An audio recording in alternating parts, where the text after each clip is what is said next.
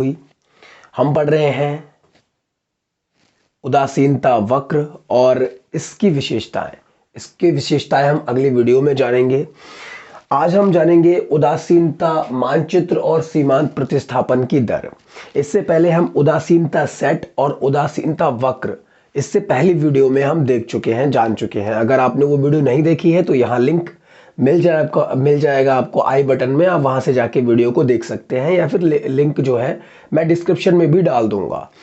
ये इसका दूसरा भाग है और दूसरे भाग में हम जानने वाले हैं सीमांत प्रतिस्थापन की दर और उदासीनता मानचित्र किसे कहते हैं।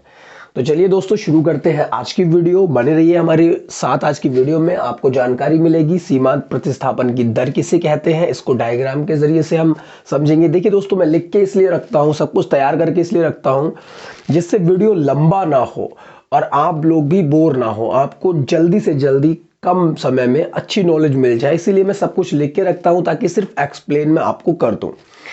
तो पहले देखते हैं सीमांत प्रतिस्थापन की दर और फिर देखेंगे कि इसमें कैसे काम करती है, यानी कि उदासीनता वक्र, उदासीनता मानचित्र के साथ सीमांत प्रतिस्थापन की दर का जो कनेक्शन है वो किस तरीके से जुड़ा होता है, ये भी जानेंगे।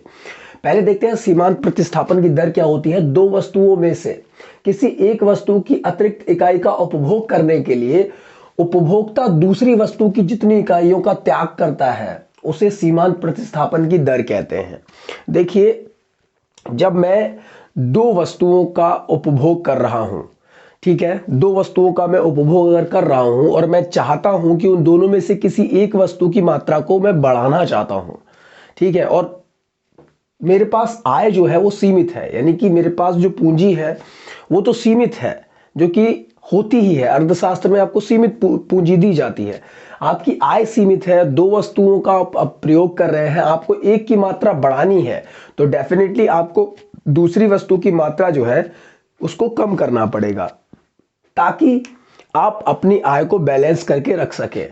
तो वही वो कह रहा है कि दो वस्तुओं में से किसी एक वस्तु की अतिरिक्त इकाई, किसी एक वस्तु की जब आप अतिरिक्त इकाई यानी कि एक वस्तु की इकाई को आप बढ़ाना चाहते हैं, ठीक है। मान लीजिए कि आपके पास दो वस्तुएं हैं जिनका आप प्रयोग कर रहे हैं, ठीक है। आप डेली बेसिस पे जो चीजें यूज करते हैं, डेली बेसिस पे आप जिन चीजों को इस्तेमाल करते हैं, मान लीजिए कि आप तेल तथा चीनी, इन दोनों चीजों को आप डेली बेसिस पे यूज करते हैं, ठीक है। आप डेली बेसिस पे तेल जो है वो 1 लीटर यूज करते हैं और चीनी 1 केजी आप यूज कर लेते हैं, ओके। अब अगर आपको चीनी की मात्रा बढ़ानी है, यानी कि चीनी को 2 केजी अगर आपको करना है, 1 केजी से 2 केजी अगर आपको करना है, तो फिर आपको अपनी आय को बैलेंस करने के लिए क्या करना पड़ेगा, तेल की मात्रा को कम करना पड़ेगा। तेल की मात्रा यानी कि तेल की मात्रा को आप कम कर देंगे तो उसी मात्रा को जिसका आप त्याग करेंगे उसी मात्रा को बोलते हैं सीमांत प्रतिस्थापन की दर। इसका सूत्र भी होता है, यानी कि एमआरएस मतलब marginal rate of substitution. MRS वस्तु 2 में परिवर्तन बट्टा वस्तु 1 में परिवर्तन, वस्तु 2 में जितना परिवर्तन हो और वस्तु 1 में जितना परिवर्तन हो। इसको डायग्राम के माध्यम से समझते हैं। आइए देखिए, यहां पे हमने पहले संयोग में लिया कि उपभोक्ता पहला संयोग हमने लिया संयोग ए। यहां पे हम देखेंगे कि उपभोक्ता, यहां पे वस्तु 2 है, सॉरी माफ कीजिएगा मैंने लिखा नहीं, ये लाइन वस्तु 2 को दर्शा रही है और ये वस्तु 1 को दर्शा रही है। ये वस्तु 1 की मात्राएं हैं और ये वस्तु 2 की मात्राएं हैं, ओके।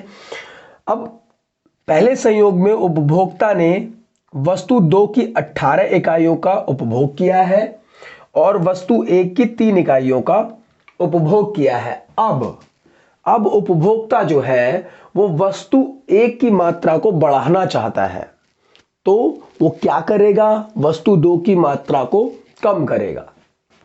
जैसे कि उसने वस्तु 1 की मात्रा को बढ़ाकर 5 किया, यदि 5 किया, ठीक है, तो उसे वस्तु 2 की मात्रा को घटाना पड़ेगा। तो हम संयोग बी में देख रहे हैं कि उपभोक्ता ने वस्तु 2 की 18 इकाइयों का उपभोग किया है और वस्तु 1 की 3 इकाइयों का उपभोग किया है। और वहीं संयोग बी में हमने देखा कि उपभोक्ता ने जब वस्तु 1 की मात्रा को बढ़ाया तो उसी तरीके से उसने वस्तु 2 की मात्रा को भी घटा दिया। यहां पे सीमांत प्रतिस्थापन की दर क्या निकल कर आती है, देखिएगा। यहां पर उसने वस्तु 2 की मात्रा, देखिए वस्तु 2 में परिवर्तन बटा वस्तु 1 में परिवर्तन, ठीक है। तो वस्तु 2 में कितना परिवर्तन हुआ, 8 से 18 से 14 यानी कि 4। और यहां पे वस्तु 1 में कितना परिवर्तन हुआ, 2। तो 2 दूना 4 यानी कि MRS इज इक्वल टू 2। यहां पे सीमांत प्रतिस्थापन की दर जो है वो 2 है, ठीक है। आइए चलते हैं अब दूसरे सवाल की ओर। दूसरा सवाल जो अक्सर बोर्ड एग्जाम में आता है कि उदासीनता मानचित्र किसे कहते हैं। आप होपफुली कि आप समझ गए होंगे सीमांत प्रतिस्थापन की दर क्या होती है। MRS क्या होता है, यानी कि marginal rate of substitution. MRS ये क्या होता है, जब उपभोक्ता 2 वस्तुओं का उपभोग करते हुए किसी एक वस्तु की मात्रा को बढ़ाने के लिए दूसरी वस्तु की मात्रा का त्याग करता है, तो जितना वो त्याग करेगा उसी रेट को क्या बोलेंगे, मार्जिनल रेट ऑफ सब्स्टिट्यूशन। उसी चीज को हम बोलेंगे सीमांत प्रतिस्थापन की दर, ठीक है। इसको डायग्राम के जरिए आप इस तरीके से समझ सकते हैं, बड़े ही सिंपल तरीके से, ये ज़्यादा टफ नहीं है, बहुत आसान सा है। उसी तरीके से देखिए, हमने पिछली वीडियो में आपको बताया था उदासीनता वक्र किसे कहते हैं।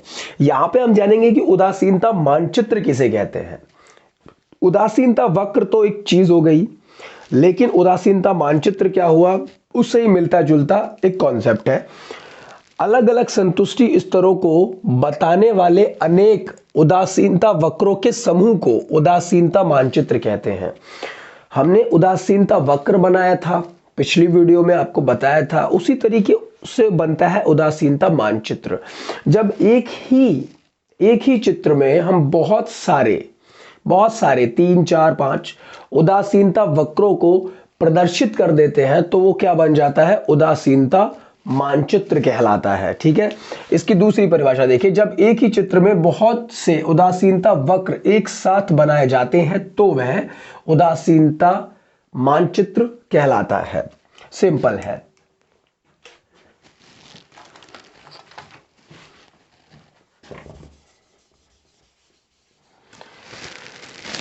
अब देखते हैं उदासीनता मानचित्र किसे कहते हैं। ये हमने x अक्ष ले लिया और ये y अक्ष, ठीक है। यहां पर वस्तु 2 और यहां वस्तु 1, ठीक है। सेम उसी तरीके से हम इस कॉन्सेप्ट को रखेंगे। यहां पर वस्तुओं की हम गिनती रख लेंगे,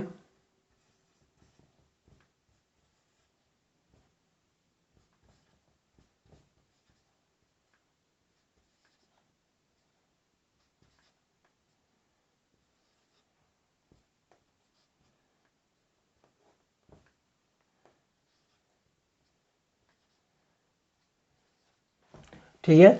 यहां हमने वस्तु 2 की संख्याएं रख ली और यहां पे हम वस्तु 1 की संख्याएं रख लेंगे।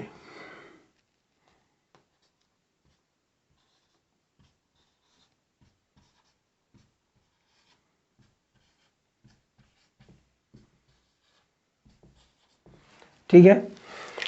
सेम उसी तरीके से जिस तरीके से हमने आपको पिछली वीडियो में बताया था कि उदासीनता वक्र किसे कहते हैं, वही चीज है, इसमें कुछ भी नहीं बदला है। देखिए यहां पहले संयोग की अगर बात करें, पहला संयोग मैं ले रहा हूं, यहां पर पहले संयोग में उपभोक्ता जो है वो वस्तु 2 की 18 इकाइयों का उपभोग कर रहा है, ठीक है। वस्तु 2 की 18 इकाइयों का उपभोग कर रहा है और जब वो वस्तु 2 की 18 इकाइयों का उपभोग कर रहा है तो वस्तु 1 की 2 इकाइयों का उपभोग कर रहा है, जैसे कि आप देख सकते हैं सामने से। उसके बाद मैंने दूसरा संयोग आपको दिखा रहा हूं कि उपभोक्ता जब वस्तु 2 की इकाइयों को घटा रहा है तो वह वस्तु 1 की इकाइयों को बढ़ा रहा है यहां पर। उसके बाद फिर हम अगले बिंदु पर चलेंगे। उपभोक्ता ने वस्तु 2 की इकाइयों को और घटाया और वस्तु 1 की इकाइयों को और बढ़ाया, यहां 5 कर लिया। उसके बाद फिर उसने वस्तु 2 की इकाइयों को 8 कर लिया और वस्तु 1 की इकाई को 7 कर लिया बढ़ाकर। उसके बाद फिर उसने वस्तु 2 की इकाइयों को घटाकर 6 कर लिया और वस्तु 1 की इकाइयों को बढ़ाकर 9 कर लिया। इस तरीके से आप देखिए कि जब उसने यहाँ पे 18 वस्तु 2 की 18 इकाइयों का उपभोग किया, उसके ठीक सामने आप देख रहे हैं वस्तु 1 की 2 इकाइयों का उपभोग हुआ है। जब हम इसको इस तरीके से मिला देंगे तो ये उदासीनता वक्र बन के तैयार हो गया हमारा। अब देखिए इसमें किस तरीके से सीमांत प्रतिस्थापन की दर काम कर रही है। आप देख सकते हैं कि जब यहाँ पे वस्तु 2 की 18 इकाइयों का उपभोग किया है तो आप उसके ठीक सामने देख सकते हैं कि वस्तु 1 की 2 इकाइयों का उपभोग हुआ है। ठीक है, जब उसने वस्तु 1 की इकाइयों को बढ़ाया यानी कि 3 किया तो उसे वस्तु 2 की इकाइयों का त्याग करना पड़ा। ठीक उसी तरीके से सीमांत प्रतिस्थापन की दर इसमें काम करती है। उसने जब वस्तु 1 की इकाई को बढ़ाया, 1 की मात्रा में बढ़ाया, आप देख सकते हैं 3 किया तो उसकी वस्तु 2 की इकाइयां घटकर 14 रह गईं।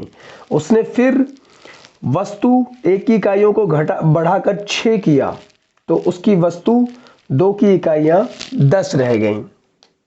मैं इस तरीके से आपको मैच करके दिखाता हूं।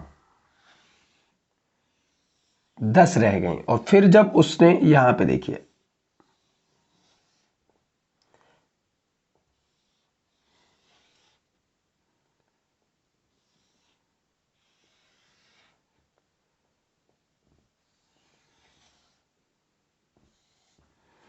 आप देख सकते हैं इस चित्र में बड़ी ही स्पष्ट तरीके से वस्तु 2 की 18 इकाइयां थी तो वस्तु 1 की 2 इकाइयों का वो उपभोग कर रहा था। जब उसने वस्तु 1 की इकाइयों को बढ़ाया तो वस्तु 2 की इकाइयां घटकर 14 हो गई। उसी तरीके से जिस तरीके से सीमांत प्रतिस्थापन की दर काम कर रही है, सेम उसी तरीके से उदासीनता मानचित्र या उदासीनता वक्र में ये सीमांत प्रतिस्थापन की दर काम करती है। सीमांत प्रतिस्थापन की दर काम करती है, इसीलिए उदासीनता मानचित्र या उदासीनता वक्र तैयार हो पाते हैं। अब हम जब इसमें बहुत सारे वक्र बना देंगे इसी तरीके से तो ये क्या कहलाएगा? उदासीनता वक्र कहलाएगा। अब हम विभिन्न संयोग ले लेते हैं। अब देखिए हम विभिन्न संयोग कैसे लेंगे। अब हम लेंगे विभिन्न संयोग। चलिए हमने यहां से शुरू किया।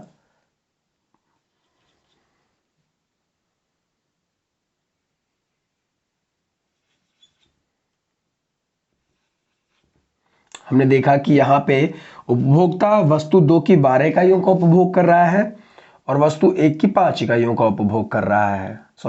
वस्तु 1 की 3 इकाइयों का उपभोग कर रहा है।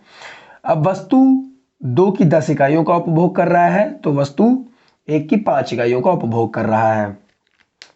हमने इसको मिला दिया। ठीक है, ठीक इसी तरह जब हम बहुत सारे उदासीनता वक्र एक ही चित्र में बना देंगे अलग अलग संतुष्टियों के बिंदुओं को दर्शाते हुए तो वो क्या कहलाएगा? उदासीनता मानचित्र कहलाएगा। तो इसी तरीके से सीमांत प्रतिस्थापन की दर जो है वो इसमें काम करती है। मार्जिनल रेट ऑफ सब्स्टिट्यूशन ये इसमें काम करता है। होप गाइस कि आप लोगों को समझ में आया होगा। अगर नहीं समझ में आया देन आप रिपीट करके एक बार देखिए, नहीं तो आप मुझे कमेंट सेशन में ज़रूर बताइए जहां भी मेरी कमी रह गई हो। अच्छा, उपभोक्ता संतुलन में हम बजट रेखा पढ़ेंगे आगे, लेकिन उससे पहले हम उदासीनता वक्र जो होते हैं उनकी कुछ विशेषताएं होती हैं। मैं चाहता हूं कि इस पर मैं एक अलग से वीडियो बनाऊं, क्योंकि अगर इसमें मैं मेंशन करूं तो थोड़ी बड़ी हो जाएगी वीडियो। इसीलिए उदासीनता वक्र की जो विशेषताएं होती हैं वो मैं आपको स्पेशली एक वीडियो में बताऊंगा। उससे पहले आप इसको देख लीजिए, इसी तरीके से इसके नोट्स बना लीजिए। अगर किसी तरीके की कोई प्रॉब्लम रही हो तो आप मुझे कमेंट सेशन में ज़रूर बताइएगा गाइस। होप आप लोगों को थोड़ा समझ में आया होगा।